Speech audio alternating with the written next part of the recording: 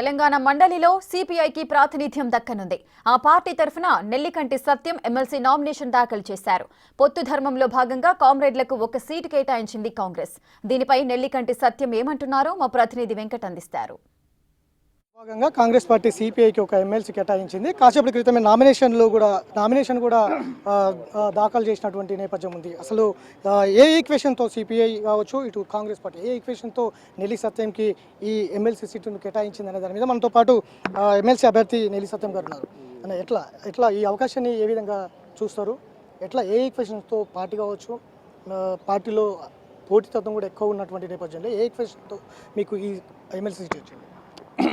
జనరల్గా ఈ శాసనమండలి సభ్యునిగా భారత కమ్యూనిస్ట్ పార్టీ అభ్యర్థిగా నన్ను ప్రకటించడం, ముఖ్యంగా దీనికి మరి కాంగ్రెస్ పార్టీ ఎన్నికల ఒప్పందంలో భాగంగా ఆనాడు ఎన్నికల సమయంలో ఇచ్చిన వాగ్దానాన్ని అమలు చేసినటువంటి సందర్భంలో మరి ముఖ్యంగా ముఖ్యమంత్రి రేవంత్ రెడ్డి గారికి, మరి డిప్యూటీ ముఖ్యమంత్రి భట్టి గారికి, అదేవిధంగా రాష్ట్ర మంత్రుల గారికి, అదేవిధంగా దీనికి కృషి చేసినటువంటి సిపిఐ జాతీయ సమితి ప్రధాన కార్యదర్శి డి రాజా గారు, మరి నా జాతీయ కార్యదర్శి నారాయణ అజీజ్ బాషా గారు, సిపిఐ రాష్ట్ర కార్యదర్శి కురంనేని సాంబశివరావు గారు అనేకతోని ఇవాళ ఎమ్మెల్సీ రావడం జరిగింది.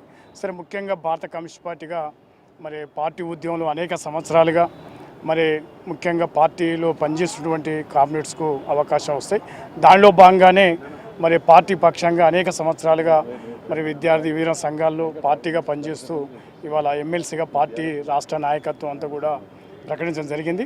వారి అందరికీ కూడా ప్రత్యేకంగా అభినందన తెలియజేస్తూ నాకు అవకాశం ఇచ్చిన పార్టీ విశ్వాసాన్ని ఒమ్ము చేయకుండా మరి పార్టీ కోసం పనిచేస్తామని, ప్రజల పక్షంగా నిలబడి ఉద్యమాలు నిర్వహిస్తాం, ప్రజా సమస్యల పరిష్కారం కోసం పనిచేస్తామని చెప్తాం. ఇప్పటికే శాసనసభలో కురంనేని సాంబశివరావు గలమెప్పుతున్నటువంటి నేపథ్యం ఉంది. మీకు ఇప్పుడు ఎమ్మెల్సీ అవకాశం వచ్చింది. ఏ అంశాల మీద ముందుకు వెళ్తారు? ముఖ్యంగా ప్రజలు ఎదుర్కొంటున్న సమస్యల మీద, మరి రాష్ట్రంలో అనేక సమస్యలు మరి ఉన్నటువంటి సందర్భంలో ప్రజల పక్షంగా నిలబడి మరి గలమిప్పి మాట్లాడుతేందుకు చేస్తాం. కమ్యూనిస్ట్ పార్టీలో ఒకవైపు బలహీనపడుతున్నాయనే సందర్భంలో ప్రస్తుతం ఉన్నటువంటి నేపథ్యంలో ఒకవైపు కురంనేని సాంబశివరావు కావచ్చు, ఇప్పుడు మీకు వచ్చిన అవకాశం కావచ్చు, మళ్ళీ కమ్యూనిస్ట్ పార్టీలో జోష్ పెరుగుతుందనేది ఎట్లా? కొన్ని సందర్భాల్లో కొద్దిగా బలహీనంగా కనబడ్డా ఇవాళ ప్రజా సమస్యల మీద ప్రజా పోరాటాలు ఏమాత్రం కూడా లేవు. ఎందుకంటే తప్పకుండా ప్రజా ఉద్యమాలు బాగా కొనసాగుతూ ఉంటాయి.